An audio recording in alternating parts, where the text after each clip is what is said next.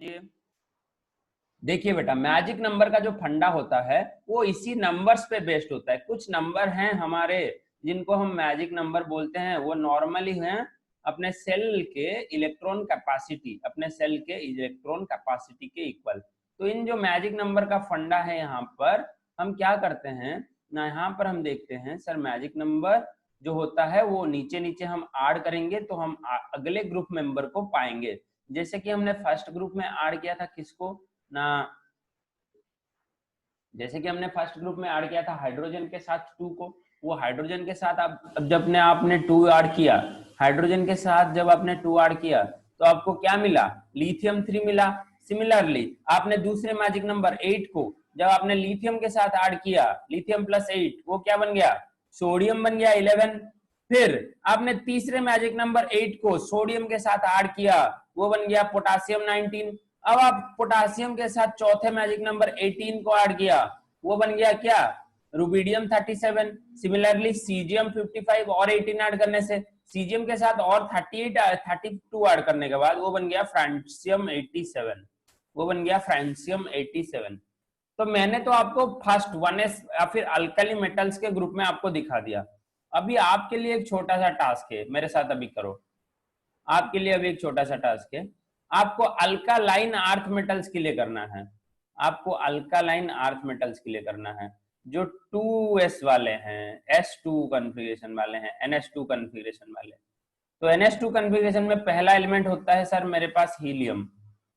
Okay, तो helium का कितना होता है, 2 होता है। तो मुझे बताओ दूसरा एलिमेंट क्या होगा, ऐड करते जाओ, बताते जाओ, ऐड करो। कितना ऐड करना है मैजिक नंबर के हिसाब से, देखो यहां पर मैजिक नंबर लिखा हुआ है।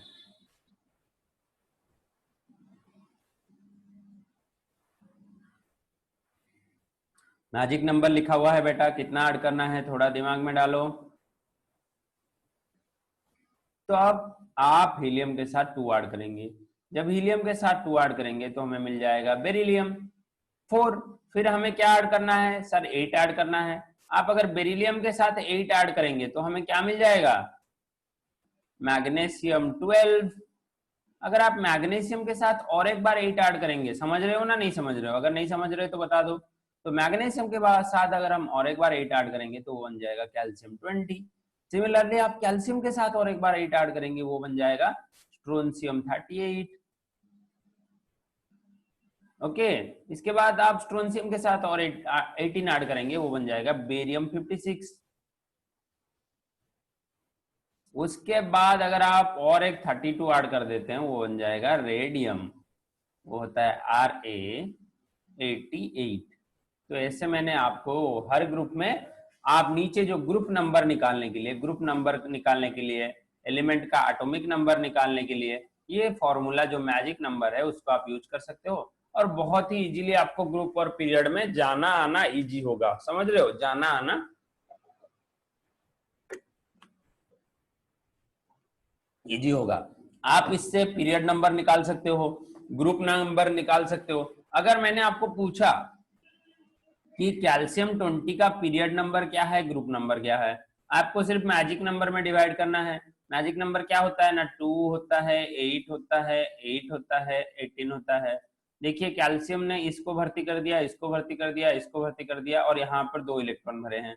तो ये कौन से पीरियड में होगा, 1 2 3 4, तो इसका पीरियड नंबर आ गया अपना 4। सिमिलरली आपको ग्रुप नंबर निकालना है, तो यहाँ पर जो पहले फोर्थ वाले पीरियड में 2 इलेक्ट्रॉन भरे गए हैं, तो इसका ग्रुप नंबर क्या आ जाएगा, 2 आ जाएगा।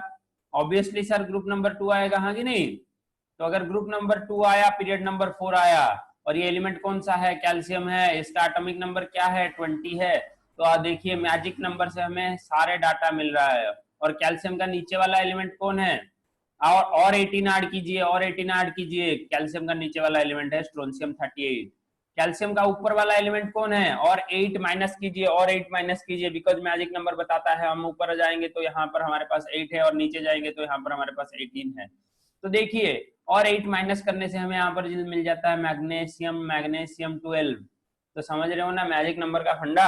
धीरे धीरे जब आप क्वेश्चंस करोगे, जैसे कि हमें गुप्ता जी ने अभी एक क्वेश्चन पूछा, तो अगर आप वैसे सारे बहुत सारे क्वेश्चन होते हैं मेरे एक्सरसाइजेस में, आप अगर उसे धीरे धीरे करते जाओगे तो आपको अच्छे अच्छे से मैजिक नंबर और बाकी सारे कॉन्सेप्ट का आइडिया मिलता जाएगा। तो चलिए, ये तो हो गई अपनी मैजिक नंबर की बात। अभी हम शुरू करते हैं।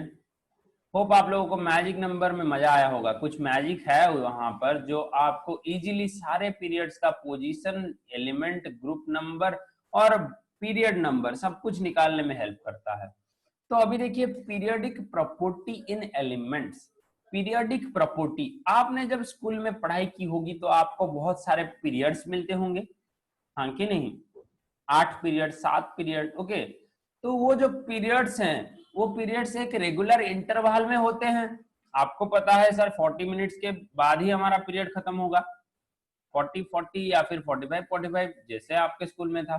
तो वैसे ही वो रेगुलर इंटरवल में जो प्रॉपर्टी चेंज होते हैं और सिमिलर शो करते हैं। देखिए, हर पीरियड में आपको एक सिमिलर प्रॉपर्टी क्या मिलेगा ना, अपना जो हर पीरियड है सर वो 1 आवर का होगा या फिर 40 मिनट्स का होगा, जो भी है आपको स्कूल में वो सेम मिलेगा। वैसे ही हमारे पीरियडिक टेबल में भी कुछ पीरियडिक प्रॉपर्टीज हैं जो कि हर ग्रुप में और हर पीरियड में सेम मिलेंगे। नॉर्मली पीरियड में और ग्रुप में बहुत सारे एलिमेंट सेम होते हैं। अगर आप सेकंड पीरियड की बात करें तो ऐसे आप जाएंगे तो कुछ एलिमेंट्स डिक्रीज करेंगे, कुछ एलिमेंट्स के प्रॉपर्टी इंक्रीज करेंगे। सिमिलरली आप ग्रुप में अगर नीचे जाएं या फिर ऊपर जाएं तो कुछ एलिमेंट्स के प्रॉपर्टी डिक्रीज करेंगे, कुछ एलिमेंट्स के प्रॉपर्टी इंक्रीज करेंगे। सर वो प्रॉपर्टीज क्या है? जो प्रॉपर्टीज है बेटा वो दो टाइप्स के हैं। पहला होता है फिजिकल प्रॉपर्टी और दूसरा होता है भाई केमिकल प्रॉपर्टी। फिजिकल प्रॉपर्टी और केमिकल प्रॉपर्टी। तो फिर वो फिजिकल प्रॉपर्टीज में भी डिफरेंट टाइप्स हैं। फिजिकल प्रॉपर्टीज में हमें क्या क्या पढ़ना है और केमिकल प्रॉपर्टी में हमें क्या क्या पढ़ना है। तो नॉर्मली आज जो हम पढ़ेंगे वो फिजिकल प्रॉपर्टीज के बारे में होगा। तो आप देखिए, पीरियडिसिटी क्या होता है, पहले आप यहां से अपना कॉपी में लिखना शुरू कीजिए। Periodicity is a regular valence cell. Periodicity is a reoccurrence of similar valence cells of electronic configuration. जो सिमिलर इलेक्ट्रॉनिक कॉन्फ़िगरेशन है कुछ टाइम बाद वो रीअकर करता है, मतलब और एक बार आता है। जैसे कि मैंने बताया सोडियम के नीचे और एक बार पोटासियम आता है जो कि S1 होता है। सिमिलरली उसके नीचे और एक आता है जो है अपना रुबिडियम, वो भी S1 होता है। उसके बाद और एक आता है सीजियम जो कि वो भी 6S1 होता है। तो 1S1, 2S1, 3S1, 4S1, 5S1, 6S1 ऐसे सब करके एक पीरियडिक प्रॉपर्टीज या फिर पीरियडिक रेंज में है। और यहाँ पर देखिए, ये जो हो गया 2, 8, 18, 18, 18, 32 और ये वाले हैं अपने period magic numbers. Magic number का यूज कहाँ होता है वहीं पर लिख लीजिए। मैजिक नंबर्स क्या होता है लिखिए, और मैजिक नंबर का यूज होता है पीरियड नंबर निकालने में, ग्रुप नंबर निकालने में, एटॉमिक नंबर निकालने में, एक एलिमेंट का, ओके, एक डेफिनेट एलिमेंट का period number, group number, atomic number, number of electrons और इलेक्ट्रॉनिक कॉन्फ़िगरेशन भी हमें यहाँ से आइडिया हो जाएगा। इलेक्ट्रॉनिक कॉन्फ़िगरेशन तो डायरेक्टली नहीं निकलेगा बट हमें आइडिया हो जाएगा, बिकॉज हमने बहुत सारे एलिमेंट्स का इलेक्ट्रॉनिक कॉन्फ़िगरेशन लिखा है। 1s2, 2s2, 2p6, 3s2, 3p6, okay, 4s2, 3d10 ऐसे करके हमने क्रिप्टन तक लिखा है। तो आपको इसमें से भी बहुत सारा आइडिया मिल जाएगा इलेक्ट्रॉनिक कॉन्फ़िगरेशन का। बट इलेक्ट्रॉनिक कॉन्फ़िगरेशन तो उसमें एक अलग ही दुनिया है वहां पर, तो उसको यहाँ पर इंक्लूड ज्यादा नहीं करेंगे, पर मेनली ये 4 लिखिए। जैसे पीरियड नंबर हम एक एलिमेंट का निकाल सकते हैं। अगर आपको एक एलिमेंट x मिला तो इस x का आप ये सब चीज निकाल सकते हैं मैजिक नंबर से। समझ रहे हो? समझ रहे हो कि नहीं समझ रहे हो बेटा? तो जल्दी से लिख लो यूज ऑफ मैजिक नंबर, ऊपर लिखो मैजिक नंबर क्या है। हाँ बेटा, हेलो, ओके, जल्दी जल्दी लिखो यूज ऑफ मैजिक नंबर लिखो। Periodic properties usually reappear after 2 sir 8। Third number में क्या लिखे? थर्ड नंबर में लिखे हैं हमने एटॉमिक नंबर, ओके, उसके बाद नंबर ऑफ इलेक्ट्रॉन्स 4 नंबर में, और 5वें नंबर में लिखा गया है इलेक्ट्रॉनिक कॉन्फ़िगरेशन।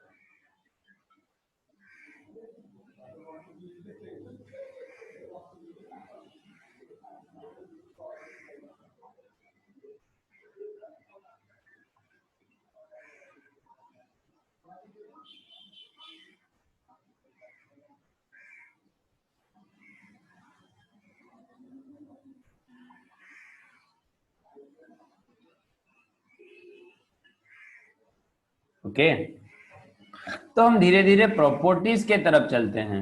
सर हमने आपने हमें समझाया पीरियडिसिटी क्या होता है, कि सर कुछ सिमिलर प्रॉपर्टीज रेगुलर इंटरवल में रिपीट करते हैं, उसको हम डिनोट करते हैं ग्रुप या फिर पीरियड्स में। ओके, तो आपको पीरियडिसिटी पर पता चल गया। पर सर पीरियडिक प्रॉपर्टीज क्या होते हैं ना, पीरियड्स में कुछ प्रॉपर्टीज होते हैं जो रेगुलरली ट्रेंड में आते हैं या फिर रिपीट होते हैं डिफरेंट इंटरवल्स में। तो वो जो रिपीट होने वाले प्रॉपर्टीज हैं वो दो टाइप्स के हैं, एक होते हैं फिजिकल प्रॉपर्टी और दूसरा होता है केमिकल प्रॉपर्टी। फिजिकल प्रॉपर्टी क्या होता है ना, जो आप बाहर से, जो आप एलिमेंट को बाहर से देख के जान सकते हैं, जैसे आप उसका बॉइलिंग पॉइंट, मेल्टिंग पॉइंट सब निकाल सकते हैं बिना केमिकल रिएक्शन किए। बट अगर आपको किसी प्रॉपर्टी को निकालने के लिए केमिकल रिएक्शन की जरूरत पड़ती है तो उसको आप बोलेंगे केमिकल प्रॉपर्टी। हाँ कि नहीं भाई लोग? तो देखिए आगे देखिए, कोई तो आप में से होमवर्क नहीं कर रहा है, सब बहुत सारे मतलब बच्चे हैं, एक दो बच्चे को छोड़ के कोई होमवर्क नहीं कर रहा है। इतने चीटिंग क्यों करते हो यार, आपको भी तो अच्छे से पढ़ना है ना। तो देखिए यहाँ पर फिजिकल प्रॉपर्टी और केमिकल प्रॉपर्टीज का डिवीजन किया गया है, और कौन कौन प्रॉपर्टीज किसमें है सब लिखिए आप बैठ के, फिजिकल प्रॉपर्टीज, केमिकल प्रॉपर्टीज। तो केमिकल प्रॉपर्टीज में हमारा, फिजिकल प्रॉपर्टीज में पहला है जो आपको बाहर से दिख के मिल जाएगा और आप इजीली उस सबको कैलकुलेट कर सकते हो, जैसे कि एटॉमिक और आयनिक रेडियस। एक आपको स्फीयर दिया गया है, आपके मैंने आपको एक बॉल दिया है, तो उस बॉल का रेडियस आप कैसे नाप सकते हो? सर हम एक नॉर्मल अपने हाथ से प्रेडिक्ट करके, ये जो हाथ से हमने उसका रेडियस लेना है, वो उसका टोटल 2r लेना है और हमें उसको बाई 2 कर देना है, हम मिल जाएगा। फिर आयनाइजेशन एंथैल्पी ये आपके लिए नया चीज है, और इलेक्ट्रॉन एफिनिटी ये आपके लिए नया चीज है। सारे चीजों को लिखते जाओ सर, फिजिकल प्रॉपर्टी में क्या क्या है ना, ये सब है। हाइड्रेशन एनर्जी ये अलग है, आपके लिए न्यू है। फिर यहाँ पर मेल्टिंग एंड बॉइलिंग पॉइंट ये आपके लिए ओल्ड है, डेंसिटी आपके लिए ओल्ड है, वॉल्यूम आपके लिए ओल्ड है, वैलेंसी और ऑक्सीडेशन स्टेट भी आपको पता है, थोड़ा थोड़ा पता है, और बहुत ज्यादा मैं सिखा दूंगा। अभी मुझे कौन बताएगा आप में से सर डेंसिटी क्या होता है? डेंसिटी का डेफिनेशन आपने क्या स्कूल में सीखा है? मेल्टिंग पॉइंट का डेफिनेशन आपने क्या स्कूल में सीखा है? और बॉइलिंग पॉइंट का डेफिनेशन आपने क्या सीखा है? जल्दी बताओ। कोई आप में से एक बच्चा वॉलेंटियरली, या फिर मैं ही पूछ देता हूँ, जो आंसर नहीं करेगा उसका अटेंडेंस गया आज का। भाई पहला कौन है मेरे लिस्ट में? राहुल, राहुल बताओ, राहुल।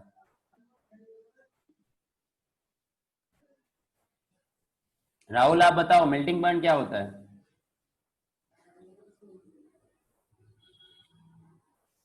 ओके, तो Rahul is absent today.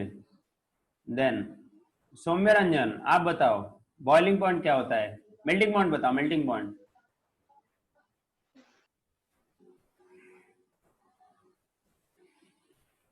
Saumya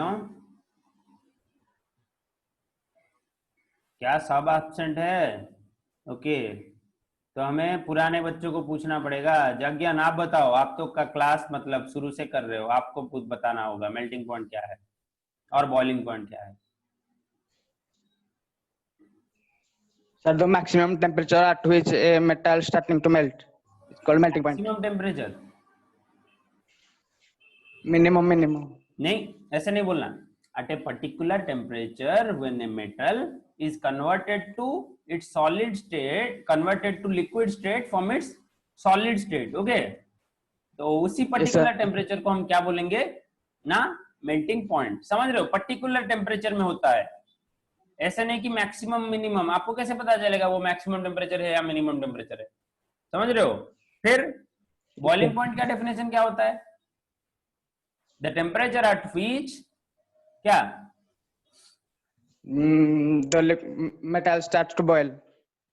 metal start to boil? Metal थोड़ी ना होगा, तब लिक्विड स्टेट में आ चुका होगा वो, और लिक्विड स्टेट से स्टेट में कन्वर्ट होगा, गैस में कन्वर्ट होगा। तो आपको ये बोलना है at the temperature, at the particular temperature at which a liquid substance is converted to gaseous substance is called boiling point. तो ये सब आपका कैसे डेवलप होगा ना, आप जब कुछ एनसीईआरटी बुक के डेफिनेशन को आपने कॉपी में लिखोगे तो बार बार ये सब लिखने के बाद आपका मतलब सही होगा। सुनो, 10th क्लास के साइंस के बुक को अभी आप मत फेंको, अभी आप उसको रखो अपने साथ।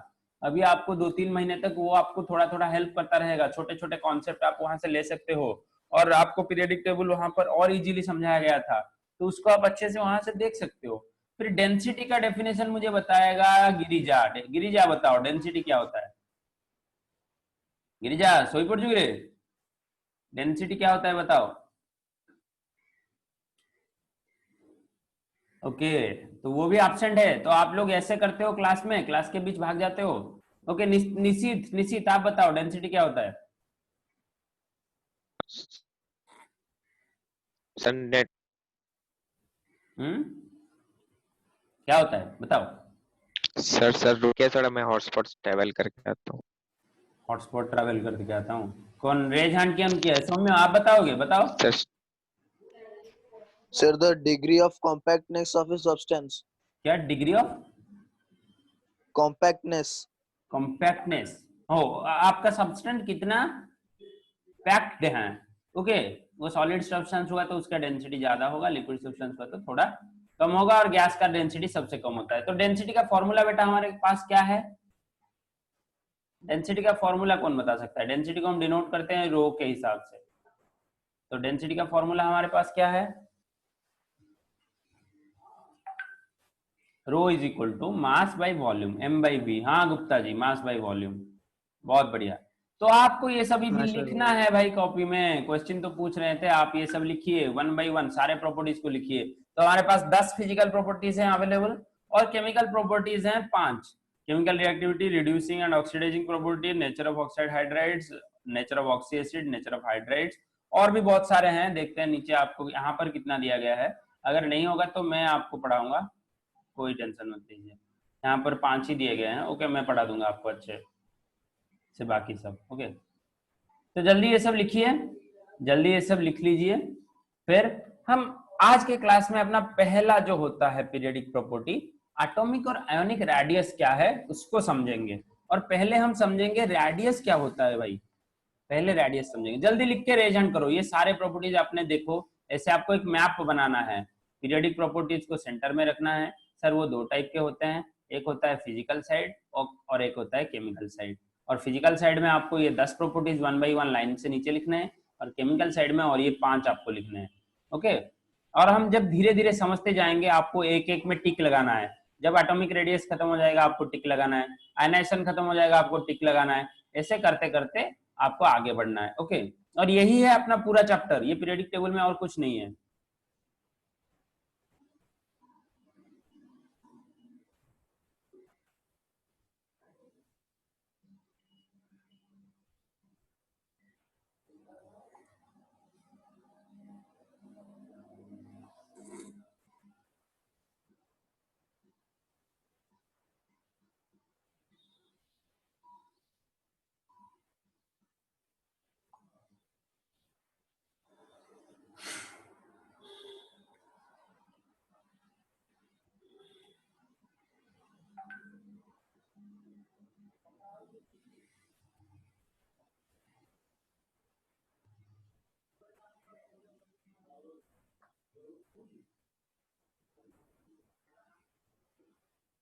जल्दी लिखो, जल्दी लिख के रेज हैंड करो।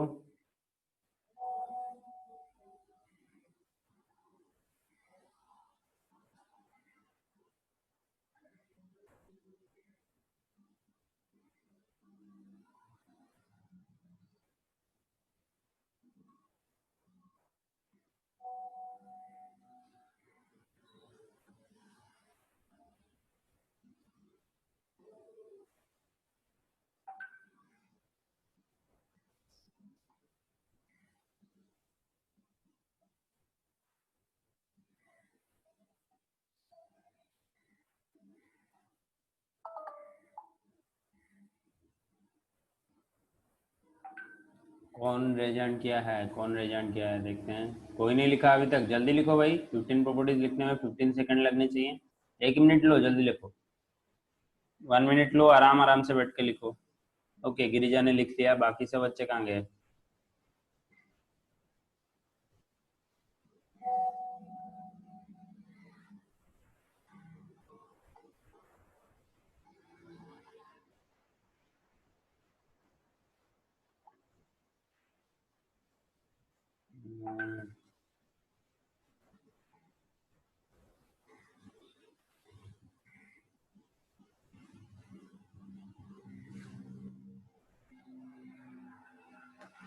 ओके, तो सारे बच्चों ने अपना लिख लिया, बहुत बढ़िया बच्चा। तो अभी हम चलते हैं अपने पहले प्रॉपर्टी को। कौन है वो? रेडियस है। किसका रेडियस है? एक एटॉम का रेडियस है। अगर आपको एटॉम दिया गया है तो आपको एटॉम का रेडियस निकालना है। अगर आपको आयन दिया गया है तो आयन का रेडियस निकालना है। समझ रहे हो ना?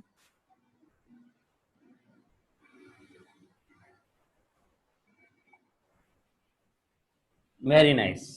तो चलते हैं, रेडियस क्या होता है वो पहले हम समझ लेते हैं। आपने बचपन से ज्योमेट्री पढ़ा है तो मैं आपको इसमें कुछ ज्यादा कुछ तो नहीं समझा सकता, पर आपको ऐसे समझा सकता हूँ कि जो रेडियस होता है वो आपने जो एटम को हमने ओवल या फिर सर्कल बताया था, तो उसी सर्कल का वो होता है टोटल डिस्टेंस। ये जो बीच वाला टोटल डिस्टेंस है यहाँ से यहाँ तक, इसका आधा होता है। तो ये वाला पार्ट है एटॉम ए का रेडियस। ये जो एटॉम है इसका रेडियस है ये आर ए, हम इसे लिखेंगे। और ये जो एटॉम बी है ये इसका रेडियस है आर बी। तो आपको ये पता है, तो आप जब ये सर्कल देख रहे होंगे तो आपको ज्योमेट्री याद आ रहा होगा बचपन वाला। तो रेडियस भी बहुत टाइप के होते हैं। पहले होता है कोवेलेंट रेडियस और दूसरा होता है आयनिक रेडियस। तो कोवेलेंट रेडी का हमारा फॉर्मूला अपने पास क्या है ना? कोवेलेंट रेडी भाई बहुत सिंपल है, नॉर्मल ज्योमेट्री के फॉर्मूले से वो चलता है, और it is the half of the internuclear distance between two atoms. अगर मेरे हाइड्रोजन और कार्बन ने कोवेलेंट बॉन्ड बनाया है, ओके, तो ये हाइड्रोजन एटम है, ये कार्बन एटम है, तो हमें इन दोनों के बीच जो कोवेलेंट रेडियस है वो कैसे निकालना है ना? It is the half of the internuclear distance. हमें इसके न्यूक्लियस से एटम है मतलब कार्बन के न्यूक्लियस से हाइड्रोजन के न्यूक्लियस तक नापना है और उसको बाई 2 कर देना है, उसको बाई 2 कर देना है। ये है अपना कोवेलेंट रेडियस।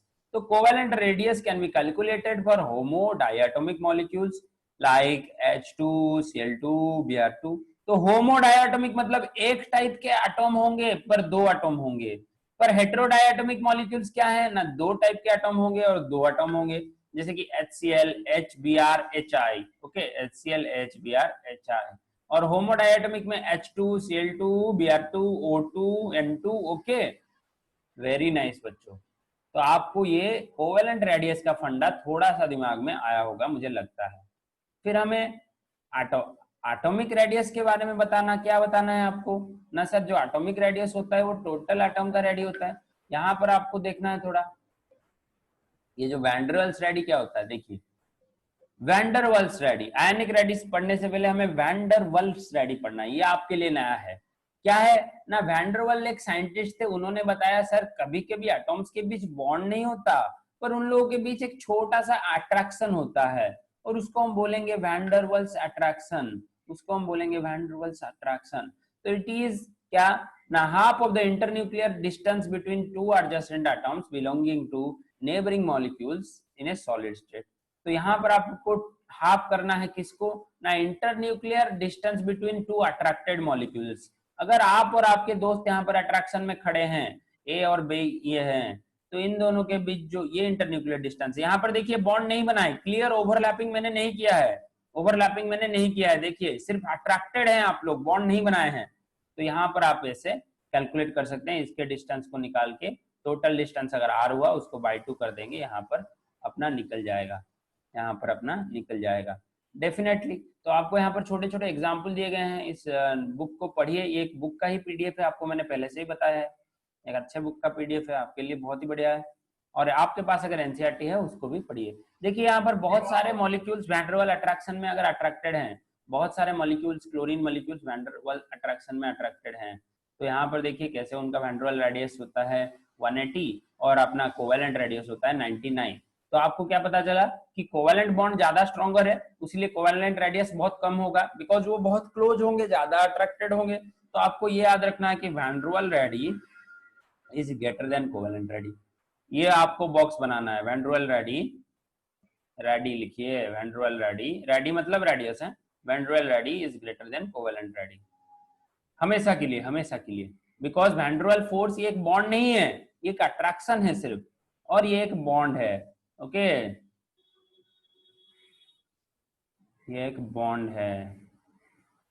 तो आपको हमारे सरल भाषा में समझाने से, ये जो आपके आप और आपके गर्लफ्रेंड या फिर आपके दोस्त के बीच जो अट्रैक्शन है उसको हम वैन डर वाल रेडी से डिनोट कर सकते हैं, जो कि थोड़ा दूर दूर है अभी। और ये जो आपके माता पिता के बीच अट्रैक्शन है या फिर किसी पति पत्नी के बीच अट्रैक्शन है उसको हम बोलेंगे कोवेलेंट रेडी, और वो बहुत पास है भाई। ओके, तो देखिए, the distance from center of the nucleus to outermost cell containing electron is called atomic radius, इसको आप लिख सकते हैं। और वैन डर वाल और कोवेलेंट रेडी तो मुझे लगता है आप लोग समझ चुके हैं। ओके, तो सर ने ऐसा एग्जांपल दे दिया कि हम अच्छे से समझ गए। ओके बेटा, बहुत बढ़िया। तो यहाँ पर 2 क्लोरीन एटॉम Cl2 मॉलिक्यूल बना रहे हैं, और यहाँ पर और 2 क्लोरीन एटॉम Cl2 मॉलिक्यूल बना रहे हैं, पर इनका हमें निकालना है अट्रैक्शन वाला वैन डर वाल रेडी, जो कि होता है 180। ये जो टोटल डिस्टेंस है 360, और वैन डर वाल रेडी हमारा होता है Rv 180। और यहाँ पर कोवेलेंट रेडी होता है ये जो 2 क्लोरीन मॉलिक्यूल जो डायरेक्टली कोवेलेंट बॉन्ड में है, ये दोनों डायरेक्टली कोवेलेंट बॉन्ड में है, तो इनके बीच जो रेडियस होता है वो आता है 99 पिकोमीटर। पिकोमीटर आपको पता है ना, वो 10 टू द पावर -12 मीटर होता है, और आर्मस्ट्रांग होता है 10 टू द पावर -10 मीटर। ये हो गया बेसिक कॉन्सेप्ट हमारा वैन डर वाल्स रेडी और कोवेलेंट रेडी के बारे में। अभी देखते हैं आयोनिक रेडी के बारे में हमें क्या पढ़ना है। Ionic ready,